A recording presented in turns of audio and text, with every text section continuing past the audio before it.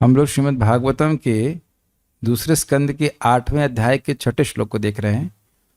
5वां श्लोक बहुत प्रसिद्ध था, उसको हमने कल सुना। प्रविष्ट कर्णरंध्रेणा स्वानां भाव सरोरुहं धुनोति शमलम कृष्णः सलिलस्य यथा शरत्। कानों के रंध्र से कृष्ण कथा के रूप में प्रविष्ट होकर स्वानाम अपने भक्तों के भाव सरोरुहम हृदय कमल में भगवान बैठ जाते हैं और धुनोति शमलम कृष्ण कृष्ण उसके हृदय के सारे कचरे को साफ कर देते हैं। सलिलस्य यथा शरद, जिस प्रकार शरद ऋतु सारे सरोवरों को पवित्र कर देती है पूर्णतः, उसी प्रकार से भगवान कृष्ण एक भक्त को पूर्णतः पवित्र कर देते हैं और पूरे विश्व को पवित्र कर देते हैं। जो कोई भी कथा सुनता है वह कथा के द्वारा पवित्र हो जाता है। तो फिर क्या हो जाता है? मानो कोई पूछे कि भाई भगवान हृदय को पवित्र कर देते हैं तो उससे क्या हो जाएगा, तो कहते हैं वह कृतार्थ हो जाता है। कृत अर्थ, मेरे सारे अर्थ पूरे हो गए, संतुष्ट हो जाएगा, अब वह कहीं और नहीं भगेगा। आप लोग क्या भगेगा शब्द करते हैं ना, उधर मेरठ साइड में ऐसे बोलते हैं? नहीं, कहीं मैंने सुना है भगेगा, ये ब्रज में तो बहुत चलता है। वो कहीं और नहीं भगेगा, भागेगा नहीं बोलेंगे, कहेंगे भगेगा। वो कहीं और बोलते नहीं। अच्छा, आपको मेरठ के नहीं, आप लोग आप कोई, अच्छा यहाँ पे से कोई भी नहीं है, मुझे ऐसे लग रहा था रोड की तरफ है ना। ठीक है, सॉरी। जनरली मैं से कहीं सुना हूँ मेरठ की तरफ लोग इस्तेमाल करते हैं ये भगेगा। वो भगा, भग लिया। तो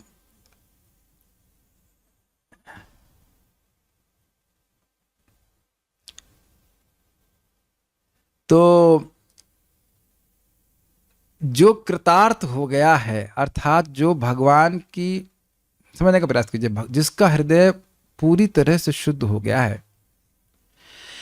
किसने शुद्ध किया है? भगवान ने शुद्ध किया है। कैसे किया, क्यों किया? क्योंकि वह कृष्ण कथा सुन रहा था। तो अब इस प्रकार से जो व्यक्ति पवित्र हो गया है वह भगवान के चरण कमल को एक क्षण के लिए भी छोड़ना नहीं चाहता। क्यों नहीं छोड़ना चाहता? क्योंकि उसको भगवान के स्मरण में अत्यंत सुख प्राप्त होने लगा। तो जो भी भक्त बोल रहे थे कि कथा में आने का मन नहीं करता, तो यह घबराइए नहीं, बस समझे कि यह कथा के प्रति जो अरुचि है वही तो हमें ठीक करनी है कथा के द्वारा। चीनी कभी कड़वी नहीं लग सकती। वो जॉइंटिस के रोग के कारण व्यक्ति को चीनी खराब लगती है। सबको अनुभव है कि बुखार में वही रोटी जिसको हम दबा के खाते हैं वो खा नहीं पाते। बुखार के कारण खाने में एकदम अरुचि होती है, तो क्या खाना बंद कर देते हैं? तब तो और रोग बढ़ जाएगा, नहीं, और कमजोर हो जाएंगे। तो थोड़ी थोड़ी मात्रा में ग्रहण करता है और फिर कब रुचि हो जाती है को पता भी नहीं चलता है।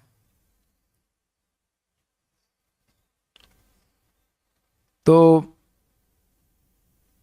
अब वो कह रहे हैं कि एक, अब समझने का प्रयास कीजिए, धौत आत्मा, धौत मतलब होता है पवित्र। एक बार उसका चित्त पवित्र हो जाता है तो वह व्यक्ति भगवान के चरण कमलों को बिल्कुल नहीं छोड़ता। कारण क्यों है?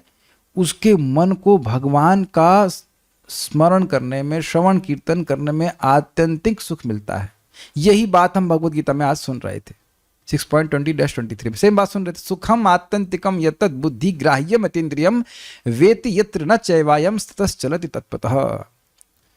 तो पहले तो श्लोक को समझ लो। श्लोक का मतलब यह है कि भगवान जब एक बार पवित्र कर देते हैं तो वह जीव भगवान को छोड़ ही नहीं सकता। आपने यही सुना था ना कल कि परमात्मा के रूप में भगवान उदासीन है, लेकिन जब व्यक्ति कृष्ण कथा सुनता है तो भगवान उस जीव को अपने में आसक्त कर देते हैं।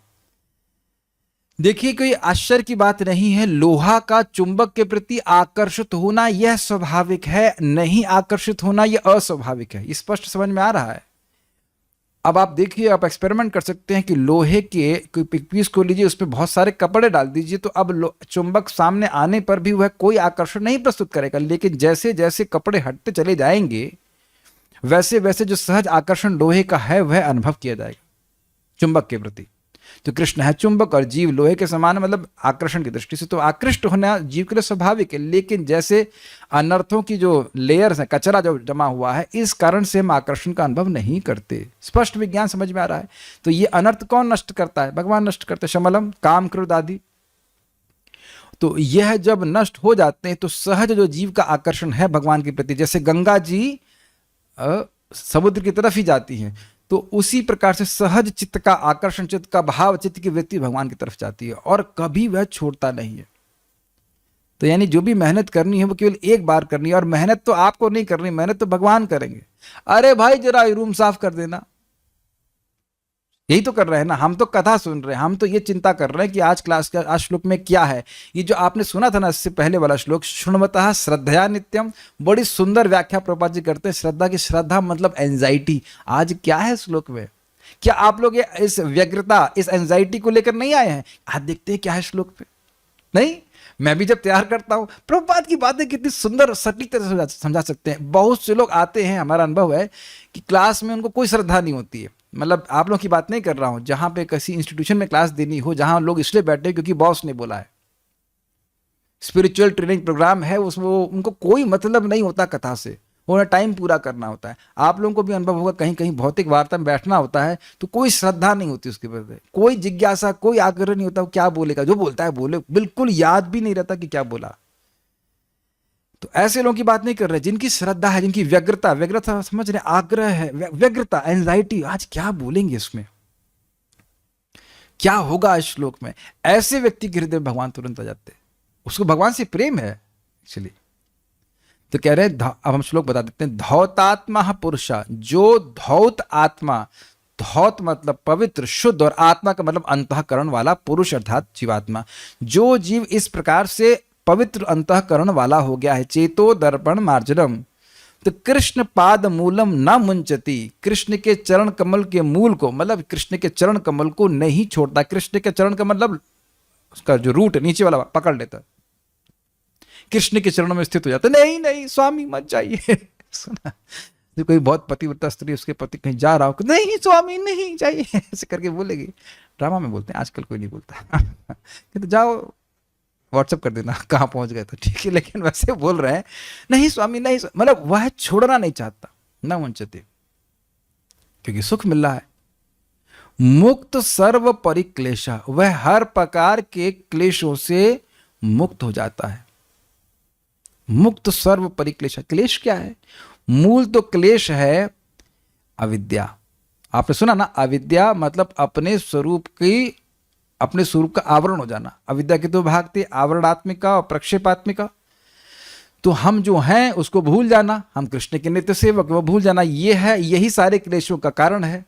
कृष्ण भूलिया जीव अनादिर बहिर्मुख, अतएव माया दे तार संसार दुख। कृष्ण को भूल करके जीव अनादिकाल से बहिर्मुख है, इसीलिए माया दुख दे रही। तो सारे क्लेशों का कारण क्या है? जीव की भगवत विस्मृति। तो मूल तो अविद्या ही क्लेश है। और अस्मिता का मतलब क्या होता है? जो नहीं है उसमें अभिनिवेश, कि भाई मैं ये देह हूं और देह से मध्य वस्तुएं मेरी हैं। और उसके बाद राग और द्वेष, ये भी क्लेश है। ये अच्छा है, ये मेरी इंद्रिय तृप्ति दे रहा है, ये बहुत खराब आदमी है, ये मेरी इंद्रिय तृप्ति में बाधा दे रहा है। और अभिनिवेश, शरीर छोड़ने का भय, मृत्यु का भय, क्योंकि शरीर भोग का साधन है। तो ये 5 प्रकार के क्लेश हो गए, अविद्या, अस्मिता, राग, द्वेष और अभिनिवेश। ये सारे क्लेशों से वह मुक्त हो जाता है। पांथ स्वशरणम यथा, जिस प्रकार से पांथ एक पथिक जो बहुत जगह भ्रमण कर रहा था धन के प्रयास के लिए, धन प्राप्त हो जाए तो इधर जा रहा है उधर जा रहा है, जगत में देखा जाता है। तो बाहर जाता है तो बहुत क्लेश मिलता है कि नहीं? अब हर जगह तो टाइम से भोजन नहीं मिलता है, अच्छे लोग नहीं मिलते हैं, रहने की सुविधा अच्छी नहीं होती है। अभी हम लोग गए थे तो आपने महसूस किया था कि जहाँ जहाँ जाते हैं, ऐसा नहीं कि सब जगह अच्छा व्यवस्था मिल जाती है। और बहुत अच्छी व्यवस्था मिलती भी हो तो आपका घर तो होता नहीं, जो घर की फीलिंग होती है वह तो बाहर कहीं उपलब्ध नहीं होती। तो कह रहे पांतः स्वशरणम यथा ना मुंचती, जिस प्रकार से एक पथिक धन प्रयास के लिए बहुत जगह जाता है, लेकिन जब वह स्वशरणम अपने घर में आ जाता है, स्वशरण जो उसका शरण है, आश्रय है, उसको जैसे वो नहीं त्यागता है, उसी प्रकार से एक भक्त जो भगवान की कथा सुनकर भगवान के द्वारा उसका चित्त पवित्र कर दिया गया है, वह भगवान के चरण कमल को बिल्कुल नहीं छोड़ता है। कारण क्या है? जिसका हृदय में भगवान के प्रति प्रेम जागृत हो गया है, भक्ति की कोई भी क्रिया करता है उसको आत्यंतिक सुख, असीमित सुख, नित्य सुख प्राप्त होता है। और नित्य सुख की व्याख्या कैसे करेगी? तो जो सुख नित्य वर्धमान हो। जब सुख बढ़ रहा है तो उस क्रिया को आप रोकेंगे। जिस चीज से सुख बढ़ रहा है उस क्रिया को नहीं रोकेंगे। जब उसका जहां कहीं सुख मिलना बंद हो जाता है तब क्रिया को रोकते हैं। मैंने भोजन का उदाहरण दिया था कि भोजन आदमी करता है, बड़े उत्साह से करता है। जो पहली बार भोजन को देखता है भूखा व्यक्ति को, बहुत बढ़िया बहुत बढ़िया, लेकिन जब उसका पेट भर जाता है तो उसको सुख नहीं मिलता है, बस बस बस और हो गया, और नहीं चाहिए। लेकिन कथा तो कान तो कभी भरने वाले हैं नहीं, कान तो खाली दिख रहे हैं सबके। हाँ भाई, तो सबके कान खाली दिख रहे हैं। आप लोग के कान खाली है ना अभी? जितनी कथा सुन ले उसके बाद भी कान तो खाली ही रहते हैं। अगर कथा में रुचि हो जाए वाकई, तो मैं भी सुबह से शाम तक बोलता रहूंगा और आप भी सुबह से शाम तक सुनते रहेंगे। और इसीलिए जितना शीघ्र हो कथा में रुचि जागृत कर लेनी चाहिए। बुढ़ापे में तो हाथ पैर चलेंगे भी नहीं, और बिना कथा सुने कथा में रुचि होती भी नहीं है। क्या ऐसा हो सकता है कि मुझे कथा में रुचि हो और मैं कथा ना सुनूं? व्हाट? ऐसा हो सकता है कि आपको, हमको बहुत रुचि है कथा में, क्या सुनते नहीं? सुनते नहीं, रुचि बहुत है। ऐसा कैसे हो सकता है? रुचि बहुत ज्यादा है तो कथा सुनेंगे ना बहुत ज्यादा। मेरी बात आप समझ रहे हैं? जिस दिन से भक्ति करना शुरू करें उसी दिन से कथा में हो सके तो रुचि जागृत करने का प्रयास करें, वही काम आएगा। और दूसरी बात ये, इस रुचि को कोई आपसे छीन भी नहीं सकता। कथा में रुचि हो गई तो हो गई, मृत्यु भी छीन नहीं सकती। अगले जन्म में जहां से जितनी रुचि जागृत कर ली वो अगले जन्म में फिर शुरू कर देंगे। हमारे पद प्रतिष्ठा आदि तो हवा के परिवर्तन, हवा की दिशा के परिवर्तन से ही चेंज हो सकता है। ये एक भक्त का स्टाइल था बोलने का। अरे हवा की दिशा बदलेगी तो पद हिल जाता है, हो जाता है। देखा नहीं, इंद्र एक झटके में गिर गए थे। 18वां अध्याय भगवद गीता का महिमा सुन चुके हैं। लेकिन कथा की रुचि अर्थात भगवान के प्रति प्रेम जितना जागृत हो गया, उसको तो काल भी नहीं छीन सकता। तो यहां इन्वेस्ट कीजिए ना। समझ में आ रहा ना श्लोक? मैं इतना उत्साह में हो गया कि मैं इसका शब्द अनुवाद नहीं पढ़ा, अनुवाद पढ़ता हूं। ओह क्षमा कीजिएगा, मैं आवृत्ति भी करना भूल गया। देखिए आज मैं कितना उत्साहित हूं। I am so sorry, please chant. Yes, धौतात्मा पुरुषः कृष्णापादमूलं न मुञ्चति। धौतात्मा पुरुषः कृष्णापादमूलं न मुञ्चति। मुक्तः सर्वपरिक्लेशः पान्तः स्वशरणं यथा। मुक्तः सर्वपरिक्लेशः पान्तः स्वशरणं यथा। धौतात्मा पुरुषः कृष्णापादमूलं न मुञ्चति। धौतात्मा पुरुषः कृष्णापादमूलं न मुञ्चति। मुक्तः सर्वपरिक्लेशः पान्तः स्वशरणं यथा। मुक्त सर्वपरिक्लेशः पान्तः स्वशरणं यथा। स्वर्णम कहाँ से आ गया? सोना दिख रहा है आपको? बोलिए। धौतात्मा पुरुषः कृष्णापादमूलं न मुञ्चति। धौतात्मा पुरुषः कृष्णापादमूलं न मुञ्चति। मुक्त सर्वपरिक्लेशः पान्तः स्वशरणं यथा। मुक्त सर्वपरिक्लेशः पान्तः स्वशरणं यथा। मेरे साथ में बोलिए। धौतात्मा पुरुषः कृष्णापादमूलं न मुञ्चति। मुक्त सर्वपरिक्लेशः पान्तः स्वशरणं यथा। आज मैं कुछ ज्यादा उत्साहित हूँ, भूल गया कि पारायण पहले उच्चारण करना चाहिए था। ठीक है। भगवान का शुद्ध भक्त जिसका हृदय, क्या लिखा है, एक बार दो बार नहीं, एक बार भक्ति के द्वारा स्वच्छ हो चुका होता है, वह श्री कृष्ण के चरण कमलों का कभी भी परित्याग नहीं करता, क्योंकि उसे भगवान वैसे ही परम तुष्टि देते हैं जैसे कि कष्टकारी यात्रा के पश्चात पथिक को अपने घर में प्राप्त होती है। What a brilliant translation. शब्द देखिए, ये एक बार शब्द संस्कृत में नहीं, लेकिन प्रभुपाद रियलाइजेशन डाल रहे हैं इसमें अपना, कितना सुंदर है। भक्ति के द्वारा आप जानते हो, नेहा भी क्रम नाशस्ति प्रत्यवायो न विद्यते स्वल्पमप्यस्य धर्मस्य त्रायते महतो भयात। जो जो भक्ति कर रहे हैं वह सब इकट्ठी हो रही है, और जितना भक्ति कर रहे हैं, स्पेशली श्रवण कीर्तन कर रहे हैं, उससे हमारा हृदय शुद्ध ही हो रहा है। एक बार हमने हृदय को पूरी तरह शुद्ध कर लिया, दोबारा शुद्ध करने के लिए प्रयास नहीं करना पड़ेगा। और पहली बात समझने का प्रयास कीजिए, मुख्य बात समझने का प्रयास कीजिए, जो संघर्ष भी अनुभव करता है व्यक्ति, अनर्थ निवृत्ति के समय संघर्ष अनुभव करता है, निष्ठा में संघर्ष अनुभव नहीं करता है। जब संघर्ष नहीं कर रहे तो प्रयास कुछ प्रयास है, अब गाजर का हलवा तो अच्छा लगता होगा, तो अब गाजर का हलवा बनाने में चलो प्रयास तो है, लेकिन खाने में भी प्रयास लगा है कभी? एक मिनट, मेरे प्रश्न समझिएगा। खाने में कुछ प्रयास होता है? सूम के डिवोटीज कुछ है, यस नो बताइए। हाँ, उपाध्याय जी बिल्कुल सही कह रहे हैं भाई, हाथ लेना पड़ता है, एनर्जी लगाई, कुछ कैलोरीज खर्च करनी पड़ती है, हाथ आपका गाजर के हलवे तक जाएगा, आंखों से देखना पड़ता है, कान से सुनना पड़ता है, हलवा कहाँ है प्रयास करते हैं, और उसको बड़ी मुश्किल से उठा करके, है ना, मुंह में लाना पड़ता है और काच काच दबाना पड़ता है। यह बताइए कि वो प्रयास, कभी प्रयास आप सोचते हो? ऐसा तो नहीं कि उसमें कुछ कैलोरी खर्च नहीं हो रही है आपकी, लेकिन आनंद इतना है कि अब बिल्कुल नहीं। या दूध पकौड़ा खाया आपने कभी? हाँ, सूर्य सरिता माता जी बनाती हैं दूध पकौड़ा, क्या तलते हैं, तलना वाला कुछ नहीं, बहुत टेस्टी। आप हमारे संग खाएं, गए थे प्रभु जी घर में, कभी नहीं खाया, उस दिन बनाया नहीं होगा। तो दूध पकौड़ा है, अब कोई व्यक्ति उसमें प्रयास होता है ना, ऐसे दबाएंगे वो। अब रसमलाई की, तो चलो रसमलाई समझ में आता है, रसमलाई खाने में कुछ प्रयास नहीं होता क्या? दांतों को मेहनत नहीं करनी पड़ती? तो क्या कभी मेहनत लगी है? चाय आचार्य जी, मिष्टी दही, मिष्टी दही खाए होंगे बंगाल में बड़े से, तो मिष्टी दही खाने में क्या कोई प्रयास नहीं होता? लेकिन क्या कभी प्रयास लगता है? तो लोग सोच रहे हैं क्या क्लास के बाद कुछ खाने पीने की बातें हो रही, तो उससे लोगों की नींद भाग जाती है। लेकिन मैं सिंपल सी बात बोल रहा हूं, जब सुख मिलने लगता है तो कुछ प्रयास होता है क्या? प्रयास नहीं होता है। अब ये कितना ज्यादा प्रेरणादायक है। पता है हम लोग को कैसे भक्ति करनी चाहिए? भैया हम भक्ति कर रहे हैं, तुमको आना है ना, आ जाओ, नहीं आना तो हम क्या कर सकते? Does that make sense? भक्त लोग खूब खुश हो भक्ति करने में, तो लोग कहेंगे ये लोग इतने खुश क्यों है? प्रभुपाद जी बात को बोलते हैं, मुकुंद दत्त प्रभु बोल रहे थे कि if you are happy in Krishna consciousness, people will notice it because they are not.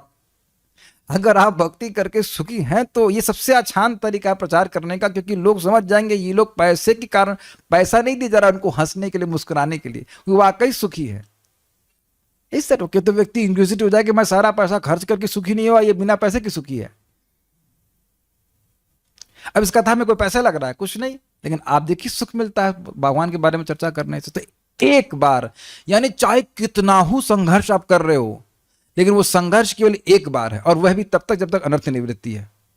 अनर्थ जैसे नष्ट हुए, शमलम नष्ट हुए, तो अब आपको भक्ति करने में कोई विक्षेप नहीं होगा। जब जिसमें रुचि होती है, इसमें टेस्ट होता है, उसमें व्यक्ति का विक्षेप नहीं होता कि आज कर रहा है, आज कल नहीं कर रहा है, आज कर रहा है, कल नहीं कर रहा है, इत्यादि इत्यादि। इसे रोके। तो पहली बात तो यह कि एक बार पवित्र करना है, और इसी को प्रभुपाद अन्यत्र तात्पर्य में कहते हैं कि जिसने अपने हृदय को भक्ति के द्वारा एक बार शुद्ध कर लिया है, एक बार मतलब अनादिकाल से कितने प्रयास हम कर चुके हैं भगवान से विमुख रह करके सुखी होने का, वो तो सारे विफल हुए, तो एक बार तो कम से कम भगवान को एक जीवन तो दो। अब तक कितने लोगों ने अपना पूरा जीवन दिया है? अगर मेरी एस्ट्रोलॉजी के हिसाब से मैं 81 साल का हूं, तो मैंने तो 50% भी नहीं दिया। 21 साल में भक्ति में आया, अभी 40 के बॉडी हो गई है, तो कितना वो हिसाब से 25% दिया है। 100% तो दे भी नहीं सकता, 75% तो दूं कम से कम, 21 से लेकर 80 तक। देखें तो सही क्या हो रहा है। हम तो देख रहे हैं कि 20 साल में कितना फायदा महसूस हो रहा है, उसमें शुरुआत के कई साल तो अपराध में घुस गए समझ में नहीं आता क्या हो रहा है, उससे झगड़ा कर रहा हो रहा है, उससे झगड़ा हो रहा है, कुछ सो मेनी थिंग्स। बाद में कुछ सैनिटी आती कि भाई इससे कुछ नहीं हो रहा है, अपने अपने फोकस करो भगवान की भक्ति में। कितने लोगों ने दिया है अब तक? 50%। इस जीवन का 50% भी नहीं दिए हैं, और अनादिकाल से माया को 100% देते आ रहे हैं, और कुछ नहीं मिला वहां पे, केवल जूते पड़े। तो क्यों नहीं एक बार प्रयास किया जाए? बताइए क्या कठिनाई, आज तक भक्ति करके क्या दुख प्राप्त कर लिए हैं जो आगे दुख मिलेगा? बताइए, शांति मिली, सुखी मिला ना, अब तक तो मिला है शांति, तो आगे क्या दुख प्राप्त हो जाएगा? बड़े उत्साह के संग व्यक्ति को अपने हृदय को शुद्ध करने के लिए उत्साहित रहना चाहिए। हम भगवान की कथा सुनेंगे, भगवान का नाम उच्चारण करेंगे, only one time down payment करना है, एक बार पेमेंट कर दीजिए, हमेशा के लिए खुश। बाकी सब लोग झूठ बोल रहे हैं कि आप हमको पेमेंट कीजिए, हमें इन्वेस्ट कर दिया, कुछ सुखी कर देंगे, नहीं कर सकते, है ही नहीं उनके पास सुख। अगर सुख हो रहा होता तो आपको झांसा देने के प्रयास में नहीं रहते। They are cheaters. Is it okay? तो जब इस प्रकार से उसका हृदय स्वच्छ हो गया है, यानी कि काम क्रोध लोभ मोह मात्सर्य नष्ट हो गया है, पूरा समाप्त हो गया है, तो वह श्री कृष्ण के चरण कमलों का कभी भी परित्याग नहीं करता। आप समझने का प्रयास कीजिए क्या मतलब है इसका। इसका मतलब है कि कृष्ण की सेवा को बिल्कुल नहीं छोड़ता है। हम देखेंगे कि हम लोग भगवान की भक्ति करते हैं, भगवान की भक्ति भी करते हैं, और कभी कभी थोड़ा माया की सेवा भी कर लेते हैं, जरूरी है। तो क्यों जरूरी है? क्योंकि अभी भक्ति का वो सुख नहीं प्राप्त हो रहा है जैसा कि भक्ति को में वर्णन किया जा रहा है कि भाई अब ब्रह्मानंद को द्विपरार्ध गुना, यानी ब्रह्मा जी की जो आयु है उतना नंबर होगा, उतना बढ़ा दिया जाए, तब भी वह भक्ति के सुख का एक बूंद भी नहीं है। भक्ति का सुख का एक सागर है, ब्रह्मानंद एक बूंद के बराबर है। वैसा सुख अभी नहीं अनुभव हो पा रहा है, इस कारण से माया का चुनाव करता है। लेकिन देखिए, भगवान की भक्ति करता जा रहा है, उसका हृदय शुद्ध होता जा रहा है, तो अब माया की सेवा करने की प्रवृत्ति भी कम होती जा रही है। कुछ ये विज्ञान समझ में आ रहा है, और भगवान की सेवा करता जा रहा है, तो फिर भगवान की सेवा करने की प्रवृत्ति बनती है। नहीं तो वो व्यक्ति जो मुझे बोला कि हम कथा सुनने की इच्छा नहीं हो रही है, तो कथा में क्यों आया? मैं तो किसी को पकड़ नहीं रहा हूं, न पकड़ने का सामर्थ्य। देखा जाता है जगत में लोग की भक्ति छोड़ देते हैं, फिर कहते हैं नहीं, भक्ति में फिर आना चाहते हैं। क्यों आना चाहते हैं? देखिए, मैं उस भक्त को डांट नहीं रहा हूं। जिस दिन आपको भक्ति का विज्ञान समझ में आ गया ना, बस आपको कोई नहीं रोक सकता। ये समझने का प्रयास कीजिए, हम चाहे कितने भोग में पड़ गए हो, चाहे किसी भी अवस्था में, बहुत ध्यान से सुन लीजिए, जिस भी अवस्था में हो, भगवान की व्यवस्था से आप उस अवस्था में हैं, और वहीं से भगवान को पुकारना शुरू कीजिए। जैसे मान लीजिए आप खाई में, हम कहीं खाई में कितने भी गिरे हो, वहीं से पुकारते हैं कि ऊपर चढ़ के पुकारते हैं? बताइए, तो क्या बात मुख से निकल रही है। खाई में जहां जहां गिरे हुए हो, मान लो 100 फीट पे गिरा है, 200 फीट पे गिरा है, और 1000 फीट पे गिरा, तो बचा ऐसे करके पुकारेगा कि नहीं? और जितना नीचा गिरा उतना और जोर से पुकारेगा। हरे कृष्णा कृष्णा कृष्णा हरे हरे, हरे राम राम राम हरे हरे। बहुत बार गृहस्थी में लोग बोलते हैं कि हमारी पत्नी भोग चाहती है। हम स्पष्ट बोल रहे हैं, हमारी पत्नी बहुत भोग चाहती है, हम क्या करें? या कोई कहता है हमारा पति बहुत भोग चाहता है। अरे वो व्यवस्था भी तो वो भगवान ही रखे हैं, इज इट नॉट? उससे शादी का को हुई, वो भक्ति नहीं कर रही है, वो भक्त नहीं कर रहा है, कुछ भी हो, वहीं से पुकारिए कृष्ण को। कृष्ण उसका हृदय नहीं परिवर्तित कर सकते।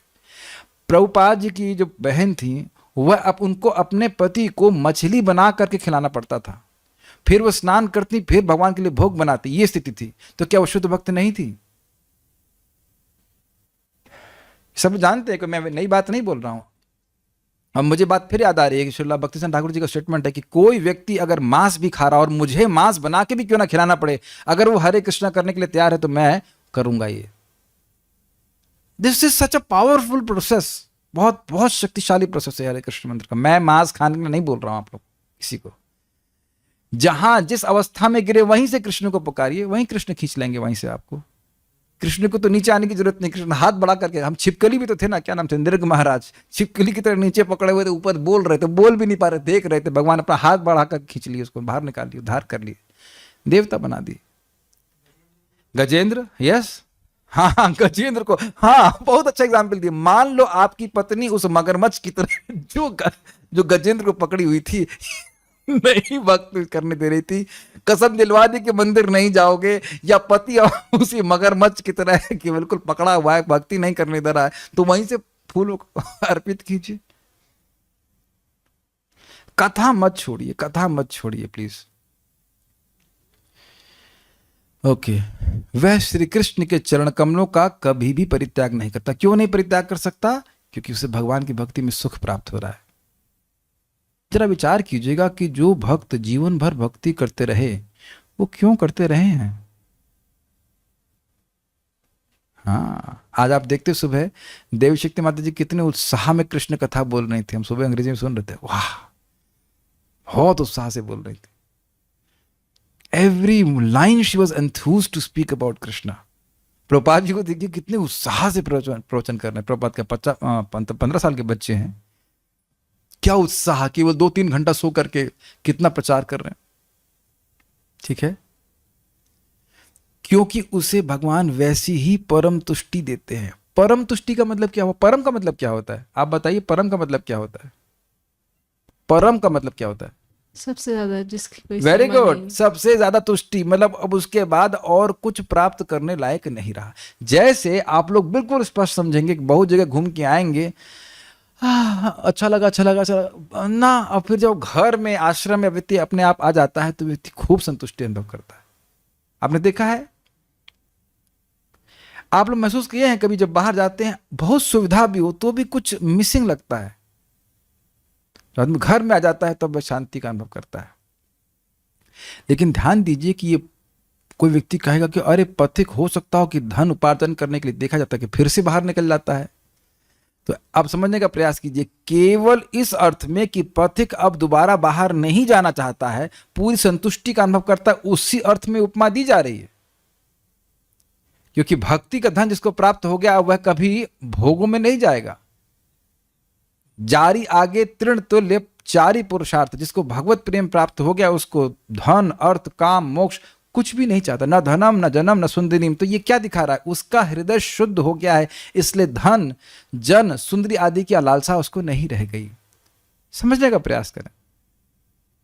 ओके, जैसे जैसे हमारा हृदय शुद्ध हो जाएगा, भगवान की भक्ति के अलावा किसी भी सुख की जो धारणा है वो समाप्त होती जाएगी। ना इससे सुख नहीं मिलेगा, धन से मुझे सुख नहीं मिलेगा, स्त्री से नहीं मिलेगा।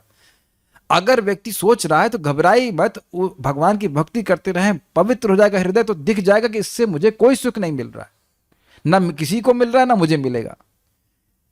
सुख तो मुझे भगवान की कथा में मिलता है, सुख तो मुझे भगवान के नाम जप पे मिलता है, प्रत्यक्ष दिखता है। प्लीज मैं हाथ जोड़ के बोल रहा हूं, समझिए, जीव गोस्वामी जी बोल रहे हैं, अनर्थ निवृत्ति के पहले भी रुचि होती है, लेकिन अनर्थ निवृत्ति के बाद आपको प्रकट दिखती है। अगर रुचि नहीं होती तो आप यहां नहीं आते। प्लीज प्लीज प्लीज इस बात को समझ लीजिए। कुछ भक्त हम जानते हैं, जरा एक दिन जप में रुचि नहीं मिली, रुचि नहीं मिल रही है, ये नहीं हो रहा है, रोना चालू कर देंगे। अरे भाई, ये अनर्थ निवृत्ति में होता ही है, किसी दिन अच्छा लगता है, किसी दिन अच्छा नहीं लगता है, लेकिन उससे मतलब नहीं। अनर्थ निवृत्ति तभी होगी जब रोज करोगे। किंत्वादराद अनुदिनम खलु सैव जुष्टा स्वाद्वी क्रमाद भवति तद गद मूल हंत्री। जब रोज व्यक्ति करेगा, आदर पूर्वक करेगा और रोज करेगा, तभी अविद्या नष्ट होगी और उसको सहज रुचि प्राप्त होगी। ये सुन लीजिए, और ये तभी होगा जब उन भक्तों के साथ कर रहे जो रोज कर रहे हैं। आपको बताने की जरूरत नहीं कौन वो भक्त है जो रोज कर रहे हैं। अंडरस्टूड है कौन कर रहा है? हम लोग कर रहे हैं, सीधे बोल दे रहे हैं, हम लोग रोज कथा कर रहे हैं कि नहीं, क्यों नहीं आते? तुम्हारे परिवार वाले ज्यादा कथा बोलेंगे, जो परिवार वालों से सुनने जा रहे हो। क्या परिवार वाले आपको कृष्ण कथा सुनाएंगे? भागवत सुनने वाला है कि जो भैया की वह क्लास में नहीं आते, शिव कृष्ण भैया, भाई मान के आ जाओ। भाई आओ, कथा में आओ, सुनो, खाओ पियो अपने घर में, लेकिन कथा सुनने यहां पे आ जाओ। भैया क्लास दे ले, भैया क्लास दे ले, भैया ही मान लो भाई, गुरु गुरु को मानने की कोई जरूरत नहीं, भैया मान लो, प्लीज सुनिए कथा। This is very wonderful. भगवान मुझे जिंदा रख रहे हैं, कुछ सामर्थ्य दे रहे हैं बोलने का, आइए सुनिए, क्या दिक्कत है? हर दिन तो कुछ ना कुछ नया मिलता है। और दादू लोग नहीं है, दादू कौन है? श्रीधर स्वामी पाद, ये हमारे परिवार के महान आचार्य हैं। दादा दादा दादा दादा गुरु के दादा गुरु के दादा, जोड़ लीजिए आप, श्रीराव चक्रवर्ती पाद, ये सब परिवार के बड़े बड़े लोग हैं। ये सब हमारे लिए पैतृक संपत्ति छोड़े। आज तक मैं कभी नहीं बोला, देखो बोलता हूं, इस जगत में धन कमाता है व्यक्ति ताकि आगे की 7 पुश्तें खाएं, ठीक? ऐसे आचार्यगण हम सब लोग के लिए सब छोड़ के गए कि हमारी 7 पुश्तें क्या 20 पुश्तें खाती रहें, इस कथा से नरिष्ट रहें, उन्हें मेहनत ना करनी पड़े। दिख नहीं रहा आपको? उनको मेहनत ना करना पड़े, वो हम लोग ने छोड़ दिए संपत्ति को, भोगो उसको, आनंद लो। और देखिए कितना हमारा भाग्य है, आज से 20 साल पहले सब आचार्यों की टीका अनुवादित भी नहीं थी, थी एक तरह से चक्रवर्ती पाद की थी, लेकिन बंगला में थी, अब तो सब अवेलेबल है। ठीक है, मैं अन्वय नहीं पढ़ा, अन्वय पढ़ लिया था कि हमने पढ़ चुका, आज मैं सब भूल रहा हूँ। श्रीधर स्वामी की टीका, इसकी उसके पश्चात वह कृतार्थ हो जाता है। किसके पश्चात? जब उसका हृदय शुद्ध हो जाता है। उसी को धौतात्मा इत्यादि श्लोक से कहा गया है।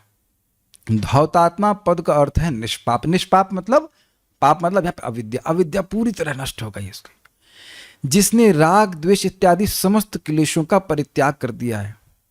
इंद्रिय, यानी कि देखिए राग और द्वेष किसके ऊपर आधारित होता है?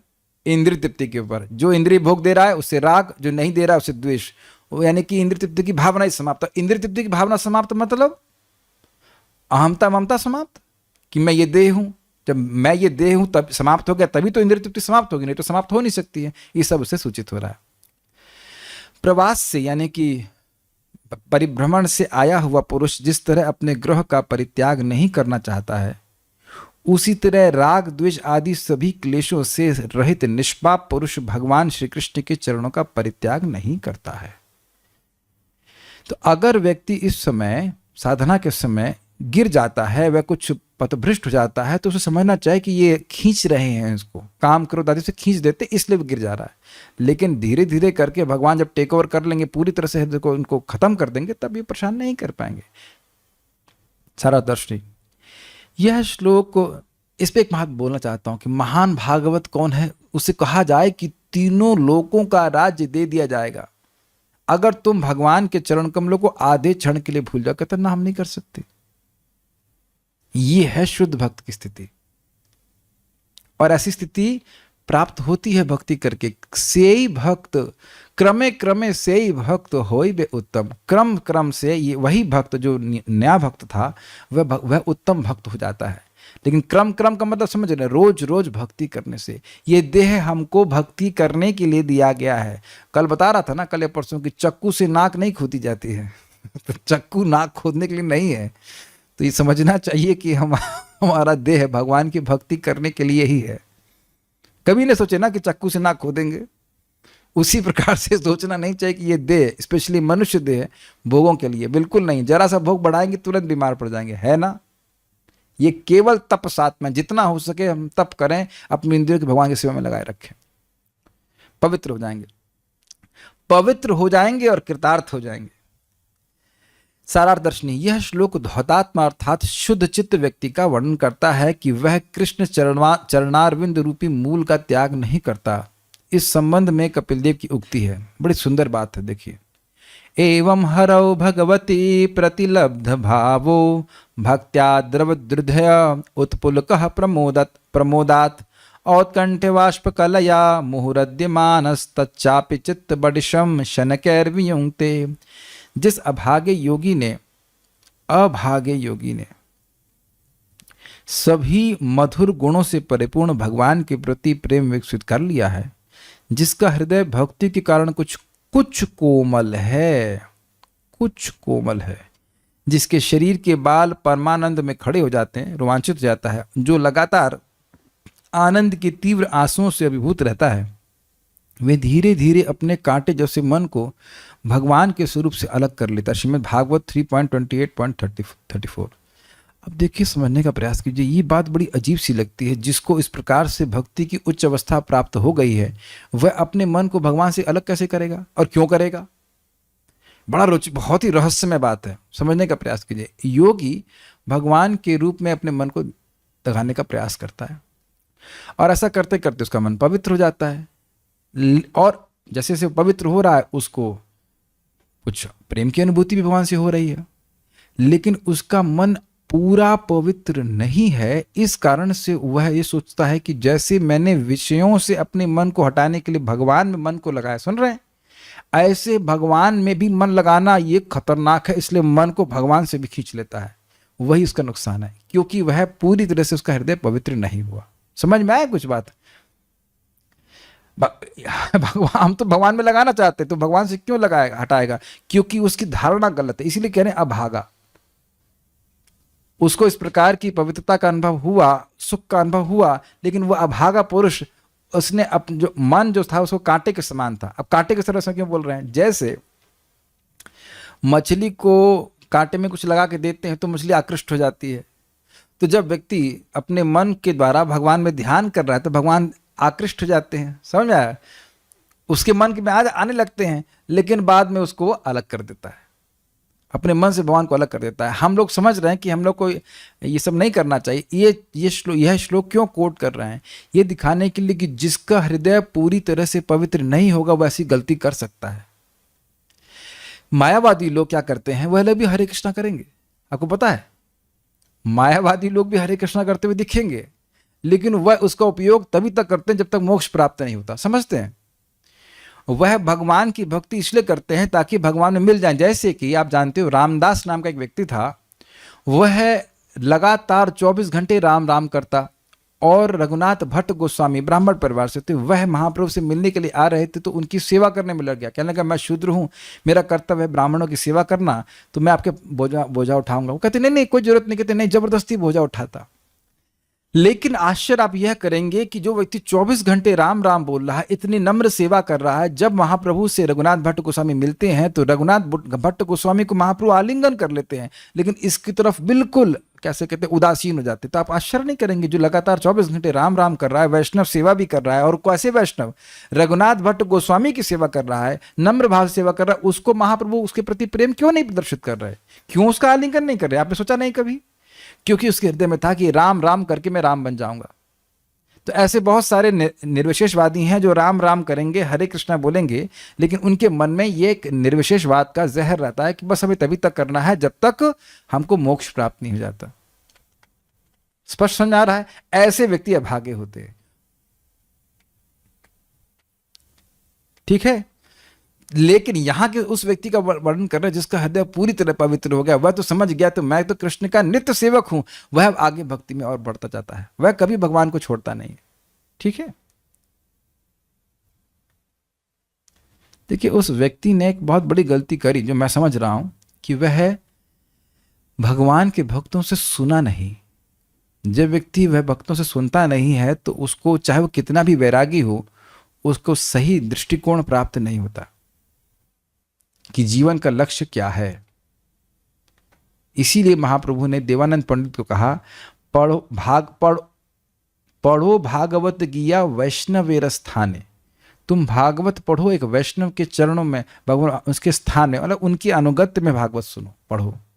अपने मन से समझोगे तो तुम कभी समझ नहीं पाओगे। भागवत सुन करके क्या होना चाहिए? निर्णाम भक्तिर भविष्यति हरौ, हरि भगवान हरि में भक्ति होनी चाहिए, और भक्ति को ही भागवत के द्वारा स्थापित नहीं किया तो उसका फिर लाभ नहीं हुआ।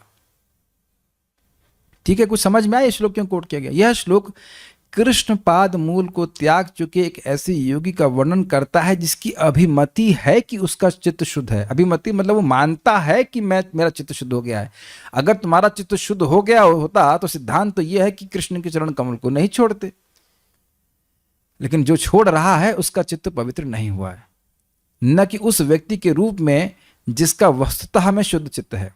वह वैसा ही है जैसे यात्रा से लौटने वाला पांथव अर्थात यात्री स्वशरणम अर्थात अपना गृह नहीं त्यागता। देखिए, समझने का प्रयास कीजिए।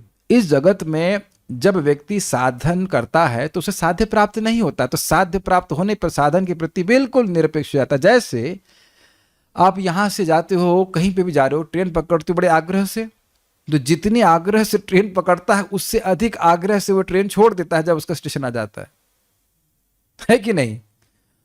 मेरी सीट मेरी सीट मेरी सीट करता है, बड़ा खुश होता है मेरी सीट, और उतने ही आग्रह से छोड़ के भाग जाता है। Do you agree?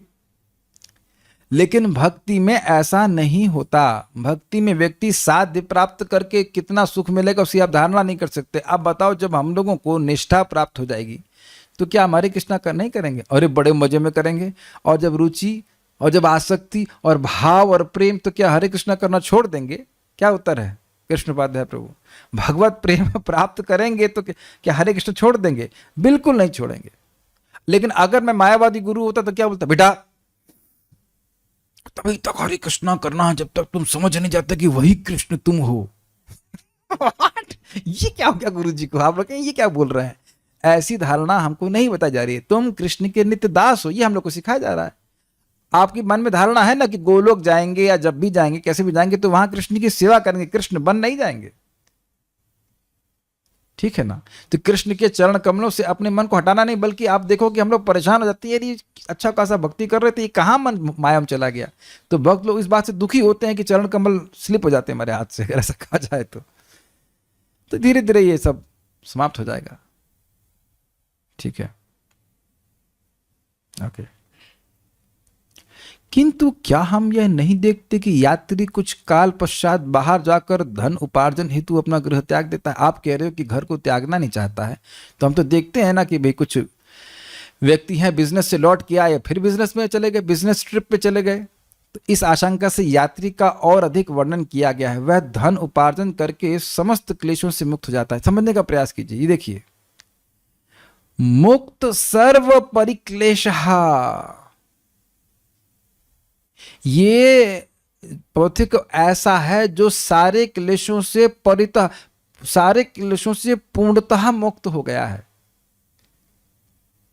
मतलब अब ऐसा समझने का, ऐसा अगर हम समझ लें कि उसको इतना धन प्राप्त हो गया है कि अब उसको दोबारा धन प्राप्त करने के लिए बाहर जाने की जरूरत नहीं है, इस अर्थ में। अगर अब 10-20 रुपया लेके आए हैं तो कल तो भी तो सब्जी में खर्च हो जाएगा। आजकल टमाटर भी नहीं आ रहा 10 रुपए किलो, है कि नहीं? एक टमाटर देगा 10 रुपए का, may be something like that. 250 ग्राम टमाटर 40 रुपए का, हाँ मटर 50 रुपए का। तो 10 रुपए की बात नहीं कर रहे हैं। मान लो 500 अरब पैसा ले लिया, तो 500 अरब मान लो एग्जाम्पल दे रहा हूँ, बहुत बड़ी आपने राशि प्राप्त कर ली, तो अब क्या 10-20 रुपए कमाने के लिए बाहर जाएंगे?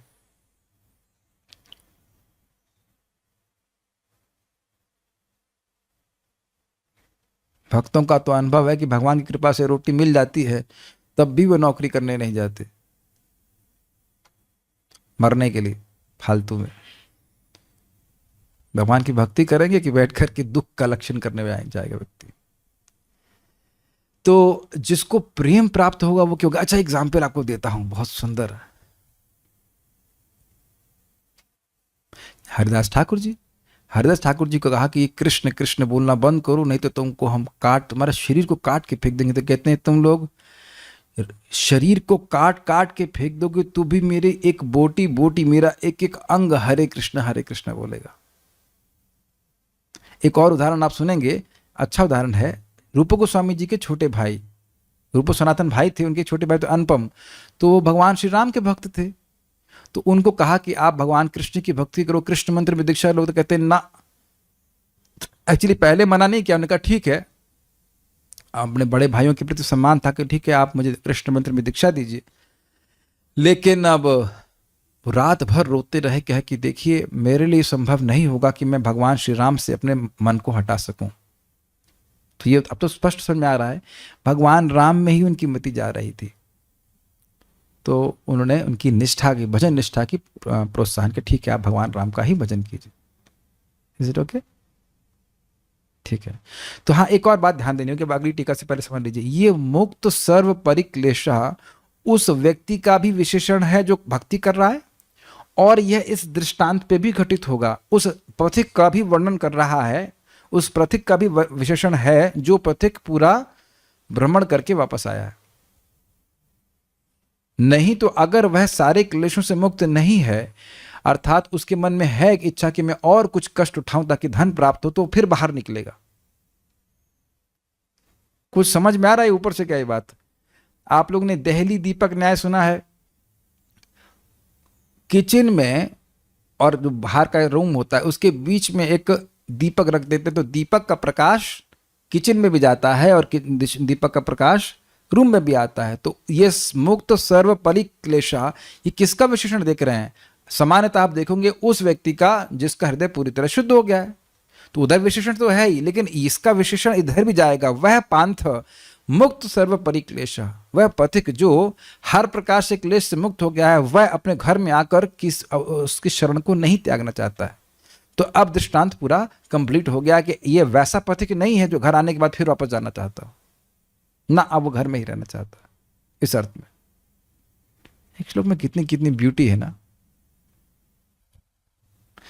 मुझे विनोद में कहूंगा, जैसे हमारे चश्मा लगता है ना, कहते हैं अब ठीक दिख रहा है कि अब ठीक दिख रहा है, तो एक के बाद श्रीधर स्वामी जी ने एक चश्मा लगा के दिया, दिखाई पड़ रहा, हाँ दिख रहा है। फिर चक्रवर्ती बात बोले, अच्छा ये अच्छा अब अच्छा दिख रहा है कि अब अच्छा दिख रहा है? अब और अच्छा दिख रहा है।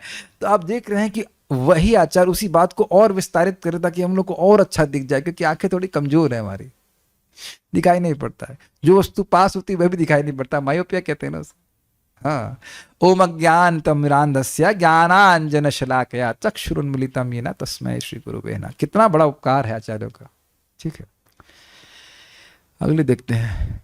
बाल प्रवृत्ति बच्चों के लिए है, बच्चे नहीं आए आज, कम से कम बाल प्रवृत्ति। ओ नहीं, क्रम संदर्भ बताया क्या, सुनिए इसको। उस विधि द्वारा शुद्ध अंतःकरण हुआ कोई भी व्यक्ति श्री कृष्ण के चरणों का त्याग नहीं करता, एवं यह कर्म ज्ञान आदि के विपरीत है जिनमें अपनी कार्य सिद्धि होने उपरांत साधक द्वारा उनका त्याग कर दिया जाता है। ये समझाया मैंने आपको, निष्काम कर्मयोग जब तक हृदय शुद्ध नहीं होता तब तक करता है, फिर त्याग देता है। ज्ञान जब में मोक्ष मिल गया तो उसको वह त्याग देता है। किंतु भगवान की प्राप्ति स्वरूपता ही परम सुखदायी है, यह कहा गया है। भगवान की प्राप्ति से सुख मिलता ही, और सुखी तो चाहिए जीवात्मा को, और क्या चाहिए? यही प्रश्न भागवत में उठाया गया था कि वह श्रेय, शास्त्रों का वह सार जो जीव को परम सुखी कर दे, यह बताइए। यही प्रश्न है मूलभूत प्रश्न श्रीमद् भागवतम का। तो भगवान की प्राप्ति हो गई, शुद्ध हृदय हो गया, तो भगवान की भक्ति का सुख मिलने लग जाता है। बाल प्रबोधनी। अच्छा, इस तरह थोड़ा विचार कीजिए, हमारा हृदय अगर पूरी तरह शुद्ध हो गया है, अब हम किसी बात नहीं कर रहे, हम केवल हाउस वाइफ की बात कर रहे हैं। तो घर में जो हाउस वाइफ है, अब वो खाना बनाती हैं, घर की सफाई करती हैं, उम्मीद है कि भी कर रही होंगी। अगर उनका हृदय पवित्र हो गया तो ईयरफोन लगाओ, कथा सुनो, सुखी। Is it not? ना टीवी देखने की जरूरत है, ना चिट चाट करने की जरूरत है। Is that okay? पति को तो चलो बाहर कुछ काम करने की जरूरत है, जो घर में हाउस वाइफ है तो घर बैठे सुखी हो जाएगी ना। Think about this, think about this. ये जो रिटायर्ड हो गए, अब उन्हें तो कुछ खास काम करने की जरूरत, खास दुख इकट्ठा करने की जरूरत नहीं है, तो कथा सुने, सुखी हो जाए। क्या दिक्कत क्या है? ठीक है। बाल प्रबोधनी धौतः अर्थात निर्मलीकृत आत्मा अर्थात अंतःकरण जिसका है, अतएव मुक्तः।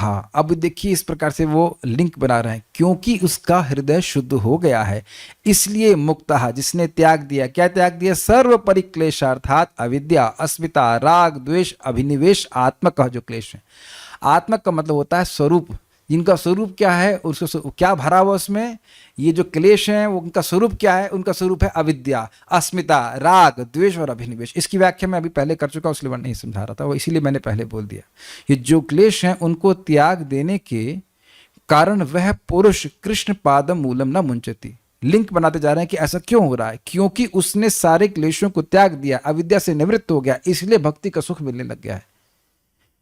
पहले भक्ति कर रहा था तो भक्ति से अविद्या नष्ट हुई, तो उस समय उसको सुख नहीं मिल रहा था, वैसा सुख नहीं मिल रहा था जैसा कि प्रॉमिस्ड है। तो अब भक्ति से अविद्या नष्ट हो गई है, तो भक्ति करने का सुख उसको मिलने लग गया है। इस ओके? ठीक है।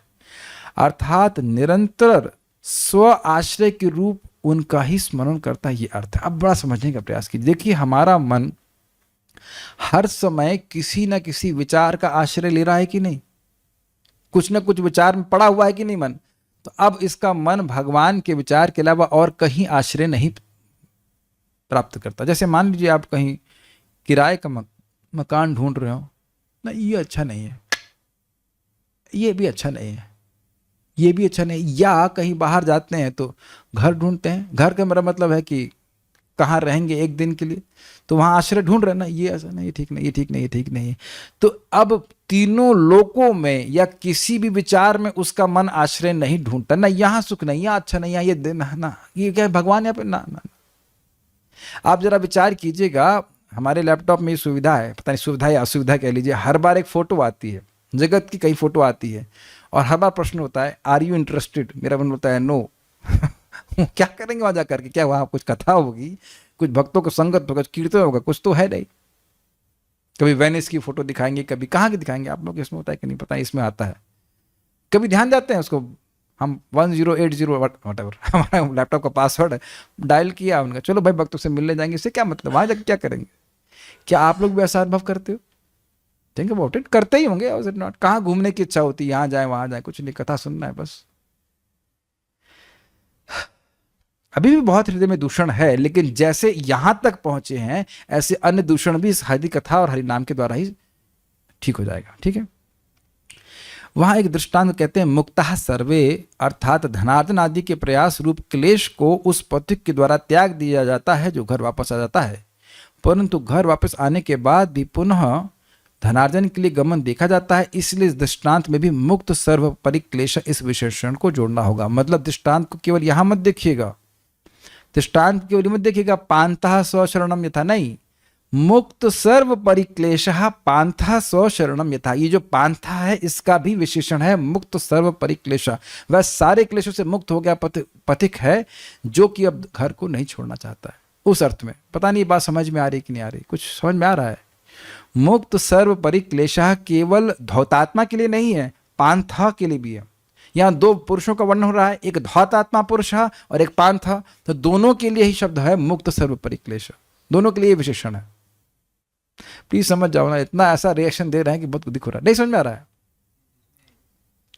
धौतात्मा मतलब जिसका हृदय शुद्ध हो गया, इसलिए मुक्त सर्व परिक्लेशा। तो मुक्त सर्व परिक्लेशा इज एन एडजेक्टिव ऑफ धौतात्मा, लेकिन मुक्त सर्व परिक्लेशा पांथा का भी एडजेक्टिव है, विशेषण है, क्योंकि ये ऐसा पथिक है जो अब सारे क्लेश से मुक्त हो गया, अब वो दोबारा नहीं जाना चाहता है यात्रा के लिए बाहर, धनार्जन करने के लिए। Is it okay? आप समझ में? वो तो कह रहे हैं फिर से जाता हुआ देखा जाता है, पथिकों को देखा जाता है, लेकिन ये ऐसा पथिक नहीं है, इसलिए कह रहे हैं मुक्त सर्व परिक्लेशा। क्योंकि हो सकता है कोई सोचे कि पवित्र होने की आपने ऐसी उपमा दी है, तो हम तो देख रहे हैं कि लोग अब सब्जी खरीदते हैं, सब्जी बेचने जाते हैं, घर वापस आते हैं, फिर सब्जी खरीदते हैं, फिर सब्जी बेचने के बाद जाते हैं। तो ये वैसा पथिक नहीं है, ये अर्थ है। एक बड़ी सुंदर बात है, जो व्यक्ति की मुक्ति के पथ का पथिक है, उसके लिए पांथ अर्थात एक अर्थ और पांथ का है कि पंथा या पांथ शब्द है, ये भगवान का नाम उसके लिए टिफिन बॉक्स है। जो व्यक्ति मुक्ति के मोक्ष के मार्ग पर चल गया है, तो उसके लिए कुछ खाना साथ में बांधेगा ना, तो उसका ये कलेवा बोलते हैं, कलेवा है ये भगवान का नाम। हरे कृष्णा कृष्णा कृष्णा हरे हरे, हरे राम राम राम हरे हरे। इसी को खाएगा, आगे चलेगा, पोटली बनाएगा, खाएगा। हम चलते हैं और करते हैं ना हम लोग, रोज अपनी पोटली खोलते हैं, अपनी जपमाला, and we take our tiffin, Hare Krishna Krishna Krishna Hare Hare, Hare Ram Ram Ram Hare Hare. फिर मुक्ति के पद में कुछ आगे बढ़ गए, फिर कल सुबह खोलेंगे पोटली, हरे कृष्ण कृष्ण कृष्ण हरे हरे, हरे राम राम हरे हरे। कितना सुंदर उपमा दी गई है। ओके, ये उपमाएं बड़ी सुंदर है दी गई, उपमाओं का बड़ा लाभ है। तात्पर्य देखिए, जो परमेश्वर श्री कृष्ण का शुद्ध भक्त नहीं है, उसका हृदय पूर्णतः स्वच्छ नहीं होता, किंतु पूर्णतः शुद्ध हृदय वाला व्यक्ति भगवान की भक्ति कभी नहीं छोड़ता। देखिए हिंट आ गया उस टीका का जो हमने पढ़ा था, जिसका हृदय शुद्ध नहीं है वही भगवान को छोड़ेगा। ब्रह्मा जी ने नारद को श्रीमद् भागवत का उपदेश देते समय आदेश दिया था, जैसा आदेश दिया था उस प्रकार की भक्ति का पालन करने में कभी कभी उपदेश कार्य में लगे हुए भगवान के प्रतिनिधि को अनेक तथाकथित कठिनाइयों का सामना करना पड़ता है। वाय तथाकथित? क्योंकि वह सारी कठिनाइयां भगवान ही सृष्टि करते हैं अपने भक्तों की सहिष्णुता को दिखाने के लिए, अपने भक्तों का आग्रह दिखाने के लिए कि वह भगवान का यश बोलने में कितना सहिष्णु है, कितने आग्रही है। किसी की क्षमता नहीं कि भक्तों को परेशान कर सके, भगवान स्वयं सृष्टि करते हैं। सुना होगा आपने, अगर भीष्म स्तुति सुना हो, तो महाराज कह रहे हैं कि भगवान स्वयं ही दुर्योधन दुशासन को प्रेरित कर रहे हैं द्रौपदी का अपमान करने के लिए, फिर खुद ही बचा रहे हैं।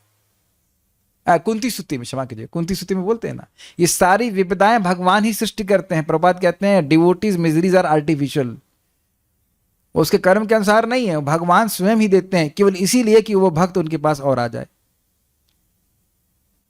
और अगर भक्त बहुत अद्भुत रूप से मतलब एडवांस्ड है, शुद्ध है, तो जगत में दिखाने के लिए देखो भक्त कितने हमारे हमसे प्रेम करते हैं। भीष्म पितामह को देख लीजिए, ये बताइए कि भीष्म पितामह को बाण पे कौन लिटाया? अर्जुन की भगवान कृष्ण? भगवान कृष्ण वही सब आइडिया दे कि शिखंडी को सामने लाओ, ये करो वो करो, और वो अपने ही भक्त को गिरा दिए। तो क्या भीष्म पितामह कह रहे हैं कि नहीं हाँ डोंट, तुम हम तुम्हारी शक्ल भी नहीं देखना चाहते हैं मरते समय? क्या भीष्म पितामह सब बोलते हैं?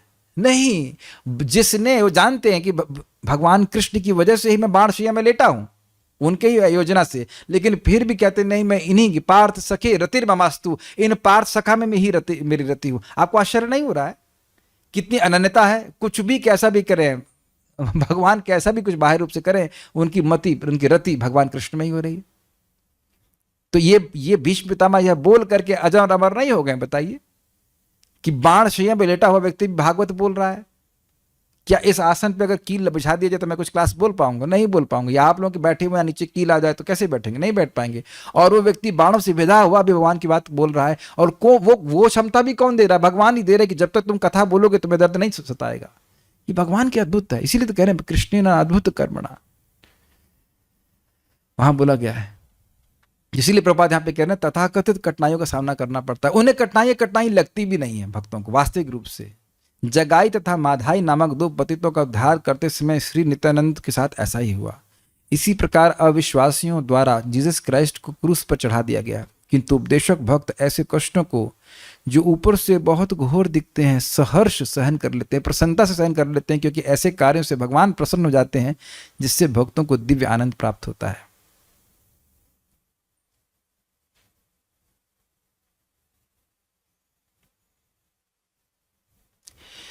श्रील प्रभुपाद जी ने अपने शिष्यों को कहा कि यू डोंट नो, तुम इस बात को नहीं समझ पा रहे हो। I did not see left and I did not see right, I walked on fire to save you all. मैंने ना दाएं देखा ना बाएं देखना, मैं अग्नि पे चल करके तुम लोग को तुम्हारी रक्षा करी है। नहीं तो 70 साल की उम्र में कौन व्यक्ति इस प्रकार से जा सकता है। प्रभुपाद जी के शिष्यों को लंदन में एक जज ना था कुछ थे, उन्होंने बोला कि क्या तुम समझ रहे हो कि तुम्हारे गुरु महाराज कौन है? कहते हैं हाँ जानते हैं, इसी भक्ति वेदांत स्वामी प्रभुपाद। क्या तुम समझ रहे हो कि तुम्हारे गुरु महाराज ने क्या किया है? कहते हैं हाँ हम समझ रहे हैं, बहुत सारी पुस्तकें लिखी हैं, मंदिर खोले हैं। तो उन्होंने कहा कि क्या तुम वाकई समझ रहे हो कि तुम्हारे गुरु महाराज क्या किए हैं? कहते हैं हाँ समझ रहे हैं। कहते हैं नहीं, तुम नहीं समझ रहे हो क्योंकि तुम 70 साल के नहीं हो। 70 साल का व्यक्ति, आप शायद कितना उम्र हो आपका? 73। आप बताइए कि आप सोचते हैं, लगता है कि आप पूरे विश्व में जाकर प्रचार कर पाएंगे? नहीं, मैं भी नहीं कर पाऊंगा, इसीलिए जल्दी जल्दी बोल दे रहा हूँ। 70 से पहले ही भागवत बोल दे, पता नहीं उस वक्त तो याद भी नहीं रहेगा कुछ। डिफिकल्ट नहीं, आप ज्यादा रिलेट कर पाते होंगे इस बात को, 70 साल में कितनी सारी की परेशानियां आ जाती हैं। अपना घर भी शायद नहीं छोड़ना चाहेगा कोई व्यक्ति, बहुत कठिनाई है। और ऐसे में प्रभुपाद पूरे विश्व में स्थापित कर दिए कृष्ण भावनामृत आंदोलन।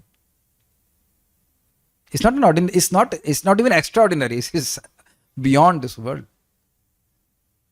तो प्रभुपाद अगर हवाई जहाज से उतरे होते बोइंग 747 से तो उतना महत्व नहीं होता। प्रभुपाद को जानबूझकर भगवान ऐसी व्यवस्था नहीं की, समझ रहे ना, ये आर्टिफिशियल चीज। और उनको अटलांटिक महासागर में लेके गए और उसको शांत भी कर दिया। महासागर का वैसा शांत रूप उस जहाज के व्यक्ति ने कभी नहीं देखा था, जहाज के कैप्टन ने। बल्कि वो चाहता था कि लौटते समय प्रभुपाद साथ में रहे ताकि सागर का शांत रूप देख सके। उसमें 3 हार्ट अटैक थे, नॉट 3 या 2 हार्ट अटैक प्रभुपाद जी को पड़े। कितनी सारी परेशानियों को झेलना पड़ा। यहाँ जुहू मंदिर में इतना झगड़ा हुआ उसको बनाने में, कितनी परेशानियां प्रभुपाद जी को झेलनी पड़ी। तो ये दिखाता है कि भगवान दिखाना चाहते हैं कि भक्त उनसे कितना प्रेम करते हैं। अब देखिए, विचार कीजिए, पढ़ते होंगे माधवेंद्र पाद को बोले हमको बहुत गर्मी सता रही है। क्या नाम था उनका? कौन सा गोपाल था? क्या नाम था? गोपाल ही तो नाम था ना, खीरचरो गोपाल नहीं, गोपाल थे। गोपाल जी बोले हमको बहुत गर्मी लग रही है, हमें गर्मी लग रही, चंदन लेके आओ। अब ये सुनते ही उनकी सेवा 2 ब्राह्मणों को दे करके और माधवेंद्र पाद अकेले पैदल ही चल पड़े, और युवावस्था नहीं थी, और पहुंचे वहां पे। बड़ा परिश्रम से उनको चंदन मिला, और उसके बाद गोपीनाथ तक पहुंचे तो भक्त के परिश्रम को देखे तो उन्होंने कहा ठीक है वहीं अर्पित कर दो, वो अर्पित होना हमको बराबर हो जाएगा। तो क्या भगवान को पास सामर्थ्य नहीं अपनी गर्मी को हटाने के लिए, लेकिन अपने भक्त को श्रेय देने के लिए भगवान ऐसा किया। आज भी महादेवपुरी की वो सब लोग जान रहे हैं कि कैसे गोपीनाथ ने उनके लिए खीर चुराई। Does that make sense? अपने भक्त का अत्यधिक, मेरा भक्त मुझसे कितना प्रेम करता है, मेरे लिए कितना सैक्रिफाइस करता है, वह दिखाने के लिए भगवान अपने भक्तों को कष्ट में डालते हैं। ये आर्टिफिशियल है, ये कर्म के अनुसार नहीं है, ये बात समझ लीजिएगा। कभी नहीं सोचना कि गुरु महाराज अगर बीमार हैं तो वो कर्म के अनुसार हैं। भगवान ये दिखा रहे हैं कि इतनी विषम परिस्थिति में भी वह भगवान की भक्ति नहीं छोड़ रहे हैं। ये बहुत बड़ा अपराध होगा कोई सोचेगा कि गुरुजी तो ओहो गुरुजी बीमार हैं तो उसका मतलब कर्म भोग रहे हैं ना, ऐसा कभी नहीं होता। जैसे जीसस क्राइस्ट को आपको पता हो लास्ट सपर एक होता है, आखिरी डिनर जो कहते हैं, सपर मतलब डिनर, तो उसमें उन्होंने अपने चेलों में से एक को बोला कि मुझे पता है कि तुम कल मुझसे दगा करोगे और मुझे उसकी वजह सूली पे चढ़ा दिया जाएगा। उनको पता था, फिर भी उसको रिजेक्ट नहीं किया। और वो जानते हैं कि उनको कौन कुछ कर सकता है, जो भगवान का है विधान है वही होगा। भगवान तो रक्षा करने वाले हैं। Very interesting. यद्यपि प्रहलाद महाराज को घोर यातनाएं सहनी पड़ी तो भी उन्होंने भगवान के चरण कमलों को विस्मृत नहीं किया। अब आप यह समझ पा रहे हो कि प्रभुपाद धारणा दे क्यों रहे? धौतात्महा पुरुषः कृष्ण पाद मूलम न मुंचति। पवित्र हुए भक्त कभी भी कृष्ण के चरण कमलों को नहीं छोड़ते हैं। यह इन उदाहरणों से आप समझ गए। ये समझ में आया? कितना भी यम लब्ध्वा चापरम लाभम मन्यते नादिकम ततः यस्मिन स्थितो न दुखे न गुरुणापि विचाल्यते। बहुत महान दुख प्राप्त होने पर भी व्यक्ति अपनी स्थिति से नहीं हटता। जैसे कि हरदास ठाकुर जी ने कहा कि मेरे शरीर को भी आप काट दीजिए लेकिन मैं कृष्ण का नाम करना नहीं छोड़ सकता। इसका एकमात्र कारण यह है कि शुद्ध भक्त का हृदय इतना पवित्र होता है कि वह किसी भी स्थिति में भगवान कृष्ण की शरण का परित्याग नहीं कर सकता। और समझने का प्रयास कीजिए, हृदय शुद्ध हो गया है तो भगवान भी उसके हृदय से नहीं जा पाते, वहीं बैठे रहते हैं। ऐसी सेवा में कोई स्वार्थ निहित नहीं रहता, कोई भोग की इच्छा नहीं होती। ज्ञानियों को ज्ञान का अनुशीलन अथवा योगियों को शारीरिक आसन का अंततः परित्याग करना होता है, किंतु भक्त भगवान की भक्ति नहीं छोड़ सकता क्योंकि उसे गुरु से इसका आदेश प्राप्त हुआ होता है। नारद तथा नित्यानंद प्रभु जैसे शुद्ध भक्त गुरु की आज्ञा को प्राणाधार मानते हैं। वे अपने भविष्य की तनिक भी परवाह नहीं करते। वे इस मामले को बहुत गंभीरता से लेते हैं क्योंकि यह आदेश भगवान के प्रतिनिधि से या स्वयं भगवान से प्राप्त हुआ होता है। थोड़ा समझ में आया आपको ये बात क्या हुआ? भगवान के चरण कमलों को नहीं त्यागता है का उसका अर्थ समझ रहे हैं? बहुत अच्छा अर्थ प्रपात कर रहे हैं कि गुरु ने जो बोला है उसको कभी नहीं त्यागता। यस्य प्रसादाद भगवत प्रसादो यस्य प्रसादान्न गति कुतोपि ध्यायंस्तु मंस्तस्य यशस्त्री संध्यम वंदे गुरो श्री चरणारविंदम। वो जानता है कि कृष्ण को प्रसन्न करने का एकमात्र तरीका है गुरु को प्रसन्न करना। जैसे श्रील प्रभुपाद जी ने हम लोग क्या आज्ञा दिया? 16 माला का जप करो, 4 नियमों का पालन करो। यही आज्ञा प्रभुपाद जी और उनके हमारे जो गुरु महाराज हैं, जो प्रभुपाद जी के शिष्य हैं, उन्होंने भी यही आज्ञा दिया है। परम पूज्य राधा गोविंद महाराज जी से एक भक्त, उनका शिष्य, पूछने लगा कि महाराज हम आपकी सेवा कैसे कर सकते हैं? तो कहते हैं आप अच्छे से 16 माला कीजिए, यही मेरी सेवा है।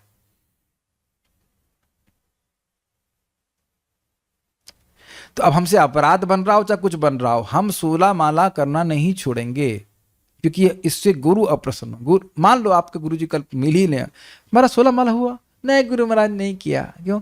आज मूड नहीं कर रहा था। How will he feel? भर्सना तो नहीं करेंगे लेकिन सुखी भी तो नहीं होंगे। और आपके गुरु महाराज सुने कि चाहे कुछ भी हो गया हो, आज से 20 साल हो गए, 25 साल हो गए, 40 साल हो गए, गुरु महाराज एक भी दिन 16 माला नहीं छोड़ा। बहुत बीमार हो गए, अलग बात है, बेहोशी हो गए तो क्या कर सकते हैं, लेकिन इतना तो हो, कितनी प्रसन्नता होगी बताइए। आप प्लीज समझने का प्रयास कीजिए, जो भी परीक्षा कल आएगी 16 माला करने में, वह उसको पास करना है। वट एवर दैट परीक्षा इज, कुछ भी है, आपने 16 माला करा मतलब गुरु को प्रसन्न किया। First instruction of the spiritual master is to chant 16 rounds. ये प्रभुपाद जी का शब्द है। Is it okay? हम इसलिए बोल रहे हैं कि एक भक्त थे, उनकी 250 माला पेंडिंग थी छोड़ते जाएगा, छोड़ते जाए। बाद में मिले मेरे को, मेरे मित्र ही हैं, बोले प्रभु जी आप समझ में आता है कि जप को उतना महत्व क्यों दिया जाता है। At that time his consciousness was not so mature. Prabhupada ऐसा नहीं होना चाहिए, हमको अच्छा हमको पता नहीं था कि रोज 16 माला करनी है, ये बताया क्यों नहीं दीक्षा से पहले, इत्यादि। दूसरा, ये भविष्य की तनिक भी परवाह नहीं करते, इसका क्या मतलब है? ये सहज गुरु की बात पे विश्वास नहीं दिखा रहा है कि मैं प्रभुपाद जी की और उनके प्रतिनिधियों की बात का पालन कर रहा हूं, 16 माला का जप कर रहा हूं, मेरी दुर्गति हो ही नहीं सकती है, दुर्गति नहीं हो सकती है, इट इज इम्पॉसिबल।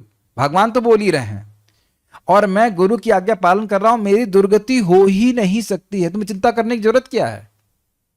जब दुर्गति हो ही नहीं सकती है तो चिंता करने की क्या जरूरत है? चिंता इस बात की है कि क्या मैं गुरु की आज्ञा पालन कर पा रहा हूं। क्या प्रभुपाद की इच्छा है? Chant Hare Krishna and sleep and spread Hare Krishna. Prabhupada से पूछा गया इस्कॉन के भक्त को 6 शब्दों में बताइए। चैंट हरे कृष्णा, प्रभुपाद बोले स्प्रेड हरे कृष्णा। बस इतना करना, इसी के लिए जीवन समर्पित करना, चाहे गृहस्थी से करो, चाहे ब्रह्मचारी हो, चाहे वानप्रस्थ हो, सन्यासी हो।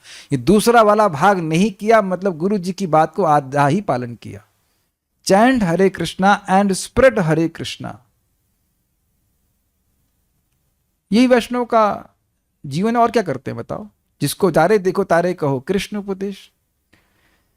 हरे कृष्णा उपदेश अगर कह सकते हैं, हरे कृष्णा बोलिए, यही करना। बाकी सब आपका जो हमारा जो कुछ भी गृहस्थी है वो सुपर बोरिंग है, लद्दड़ जीवन है। और कोई खराब शब्द हो तो वो भी जोड़ लीजिएगा, बकवास, बोरिंग, सड़ियल, जो भी आप जोड़ लीजिए, सब उसके विशेषण है। बकवास, घटिया जीवन है। अगर चांड हरे कृष्णा स्प्रेड हरे कृष्णा नहीं है और कोई शब्द हो तो वो भी जोड़ लीजिए, हमारी तरफ से सप्लाई कर दीजिएगा। एकदम फालतू, व्यर्थ। We must preach Krishna consciousness by example also. अब देखिए कितनी सुंदर बात, मैं बार बार बोल रहा हूँ, फिर बोल रहा हूँ। लोगों को देख देख करके, खरबूजा को देख कर खरबूजा रंग बदलता है। हमारे हम बड़े वेर प्राउड कि हमारे सुबह कितने अच्छे से गृहस्थ भक्त हैं, माता जी, प्रभु जी, लोग सब लोग आके उत्साह से जब करते हैं। मंदिर का निर्माण हो जाता है कि नहीं? आप मंदिर जाते हो, देखते हो 150 ब्रह्मचारी, अगर ब्रह्मचारी 150 हैं तो 50 ब्रह्मचारी, 30 ब्रह्मचारी या 4 ब्रह्मचारी वटेवर बैठ के बढ़िया से माला कर रहे हैं, तो आपको प्रेरणा नहीं मिलती। मैं इसलिए बोल रहा हूँ कि मैं जिस मैंगलोर टेम्पल में पहली बार गया तो वहाँ 4 या 3 या 4 ब्रह्मचारियों को देखा जब करते हुए, तो मैं पहली बार ही पूरी रात जगने के बाद ही पूरी 16 माला करके गया। उसके बाद क्रैश करके एक अलग बात है, लेकिन जो लोग दिखते हैं तो उनको देख कर व्यक्ति करता है। जो कोई व्यक्ति आर्मी में जाता है तो वो कमांडो नहीं होता है, लेकिन अन्य कमांडो को देख करके अभ्यास करते, वो भी अभ्यास करने लग जाता है, करना पड़ता भी है, ऐसे कह सकते हैं। उसको दिखता है कि कुछ लोग हैं प्रयासरत भगवान के भजन प्राप्त करने में, भगवान के धाम जाने में, दिखना चाहिए आंखों से, तब व्यक्ति प्रभावित होता है। तो आप अगर और कुछ प्रचार नहीं कर सकते, वीडियो ऑन करके आइए, जूम पे जब कीजिए, भक्त लोग जुड़ रहे हैं। मैं जानबूझ करके यूट्यूब पे भी बोलता हूँ, वहां से भी लोग सुनते हैं, हमको भी जूम ज्वाइन करना है, हमको भी आपका जॉब ज्वाइन करना है, तो 1-2 लोग मिल जाएंगे। अरे एक व्यक्ति भी आया और उस भक्ति में प्रवृत्त हो गया अच्छे से, तो आपका प्रचार सफल है। Unless we practice we can not preach. और प्रैक्टिस करते हुए लोगों को दिखना चाहिए कि हाँ ये भक्त दिख रहा है। अच्छा, आप लोग भी जो लोग आते हैं, क्या आप लोग को नहीं महसूस होता है कि हम भक्तों को देखते हैं जब करते रहे, हम लोग जब कर रहे हैं हम भी ऐसे जब करें? ये स्वाभाविक होता ही है, ठीक है। तो अब इसमें चिंता बिल्कुल नहीं करें। दूसरा, प्रभुपाद जी भगवान स्वयं बोल रहे हैं, गीता का उपदेश जो दूसरों को देता है वो मुझे सबसे अधिक प्रिय है। तो जब अन्य भक्तों को देखता है, वीडियो ऑन करके ये लोग रोज सुन रहे हैं, क्या बात है, तो दूसरा व्यक्ति भी सोचेगा हम भी सुने कथा, क्या दिक्कत है। ऐसे भी भक्त हमारे ग्रुप में आ रहे हैं, वो यूट्यूब पे पहले सुनते हुए कहते हैं लग रहा है ये लोग चल रहा है, जैसे मैं आप लोग से मजाक भी करता हूँ, कुछ ज़्यादा इंटरेक्टिव होता है। यूट्यूब के भक्तों को तो मैं नहीं देख सकता। अगर यूट्यूब भी देख रहा होता तो ये तो नहीं देख पा रहा था कौन देख रहे हैं, तो कुछ ज़्यादा है ना इंटरेक्शन। क्यों तुलसी माता जी, नहीं लगता आपको? आपको डांट लगा सकता हूँ, क्यों नहीं आ रहे क्लास में। जो यूट्यूब पे पता नहीं आ रहा है कि नहीं आ रहा है, कि चाय पी रहा है, हूँ नोस, नहीं देख पाएंगे ना उनको। वहां तो कुछ इम्पर्सनलिज्म है ही ना। तो ये लोग आ रहे हैं और मुझे पूरा विश्वास है कि अन्य भक्त भी और आएंगे, क्योंकि बहुत अच्छी बात है, जहां भक्त लोग गंभीरता से भक्ति कर रहे हैं, कृष्ण ऐसे अन्य सिंसियर लोगों को जरूर भेजेंगे जो कृष्ण भावना को ढूंढ रहे हैं।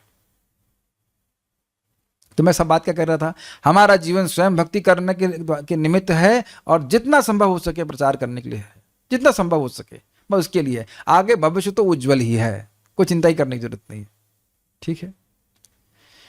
यहां पर दिया गया उदाहरण अत्यंत उपयुक्त है। पथिक यात्री धन कमाने के लिए घर छोड़कर दूर दूर के देशों को जाता है। कभी वे वन से होकर जाता है, तो कभी समुद्र से होकर के, या कभी कभी पर्वतों की चोटियों से होकर जाता है।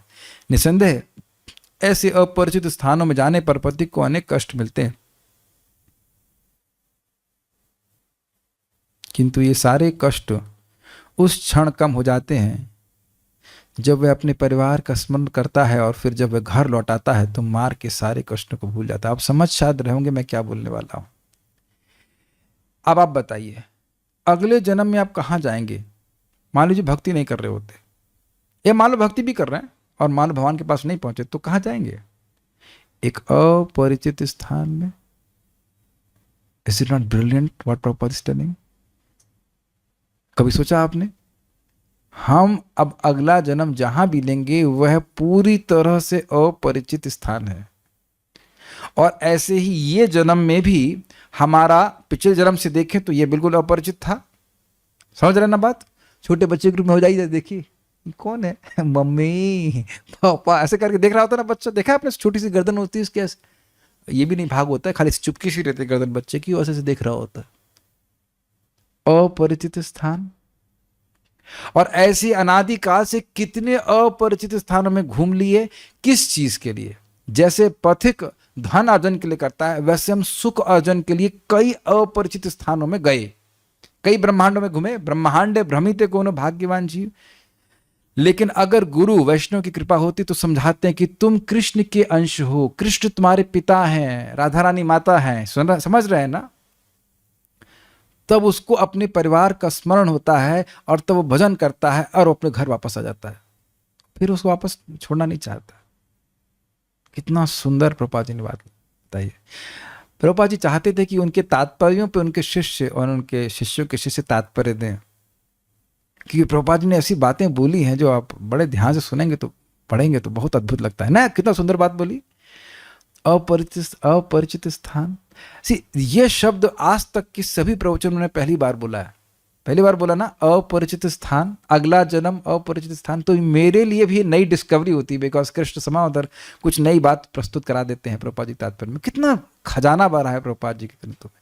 तो हमने प्रभुपाद के तात्पर्य से क्या सुना, पादम एकम न मुंचति, मतलब कृष्ण के चरणों की सेवा को नहीं छोड़ता। और वो सेवा क्या है, गुरु का आदेश, सदगुरु मतलब प्रमाणिक गुरु का आदेश, वही कृष्ण की सेवा। Okay, so let's see if there are some questions. I want to know the story of Jesus.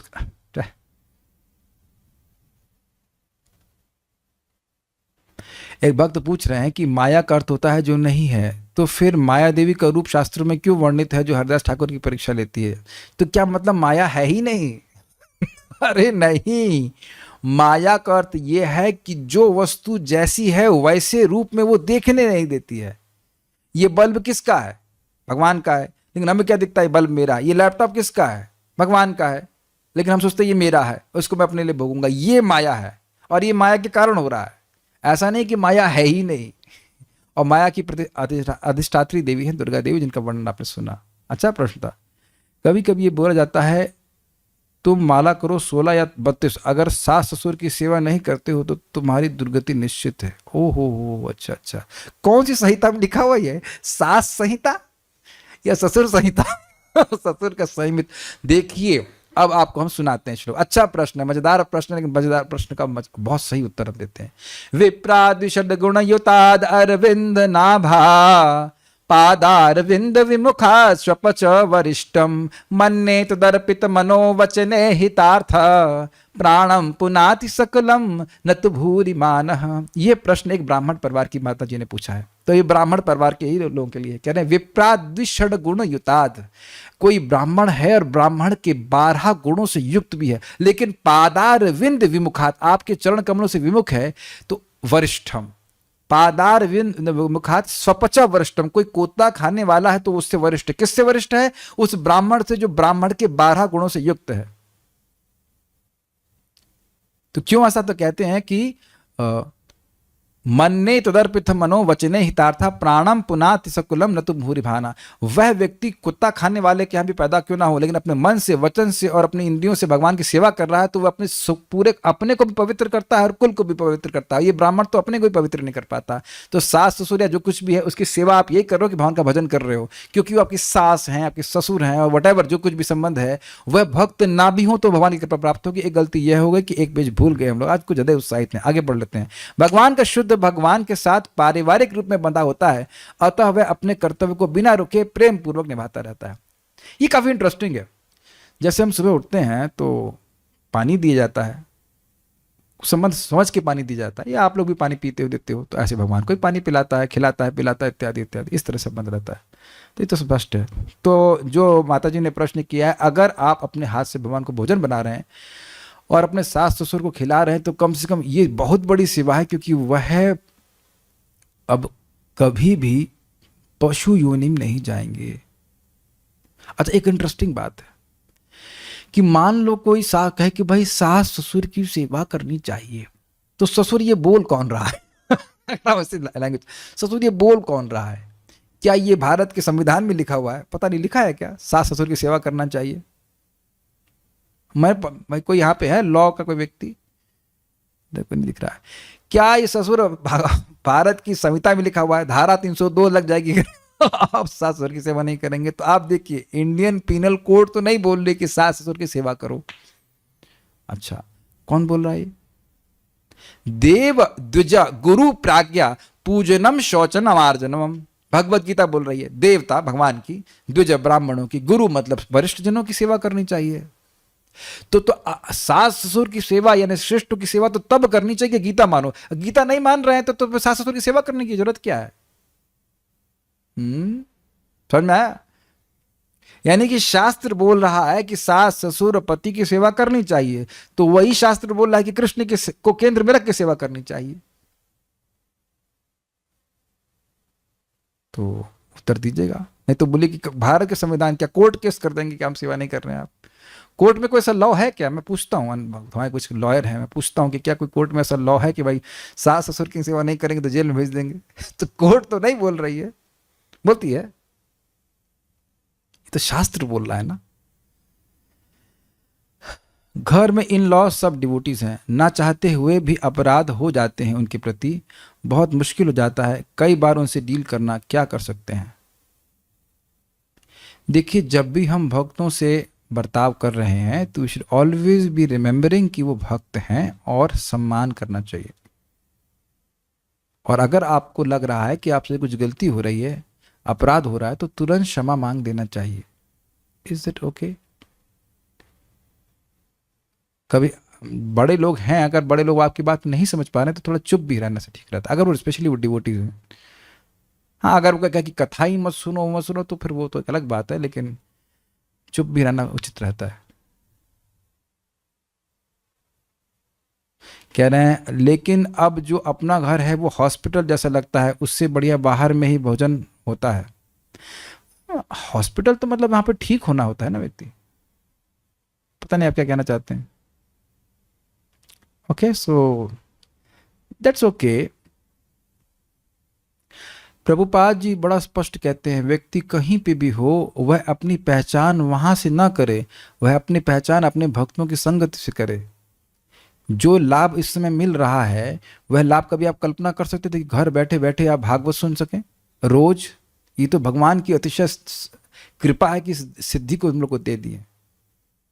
बैठे बैठे हम इतना बड़ा परिवार बना करके कथा सुन रहे हैं, तो कहाँ मति लगती? इस जगत में देखा जाता है कि जो शराबी लोग होते हैं वो अपनी पहचान पत्नी बच्चे से नहीं करते, वो पर शराबियों के समाज से करते हैं। प्रभात उदाहरण देते हैं, परम पूज्य राधा गोविंद महाराज उदाहरण को देते हैं, और उसका अपना समाज होता है, उसमें वो खुश रहता है। तो घर वालों से पहचान ना करके इधर भक्तों से पहचान कीजिए, कथा श्रवण कीजिए। Will stop here now. Shrimad Bhagavatam की जय, श्रील प्रभुपाद की जय, निताई गौर प्रेमानंदे। इसके बाद अब और वह प्रश्न करेंगे। एक भक्त का प्रश्न था कि रिकॉर्डिंग कहाँ मिलेगी? टेलीग्राम में हमारे चैनल्स हैं, उसको आप सब्सक्राइब कर लीजिएगा, हमको मैसेज भेज सकते हैं, हमको ऐड कर लेंगे, उस पर आप पुरानी रिकॉर्डिंग PDF सब कुछ प्राप्त कर सकते हैं। हरे कृष्णा, थैंक यू।